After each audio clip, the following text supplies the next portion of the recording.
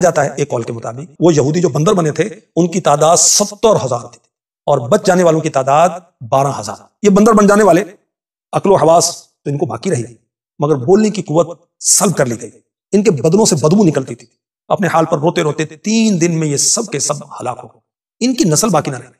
एक शख्स ने बारगाह रिसालत में अर्ज की, या रसूलल्लाह सल्लल्लाहु तआला अलैहि वसल्लम, क्या बंदर और खिंजीर वही लोग हैं, वही जो मस्क शुदा कौम है? आखिरी नबी मक्की मदनी सल्लल्लाहु अलैहि वसल्लम ने फरमाया, अल्लाह पाक ने किसी कौम को हलाक करके या किसी कौम को अजाब देकर उसकी नस्ल नहीं चलाई, और बंदर और खिंजीर तो इनसे पहले भी होते थे।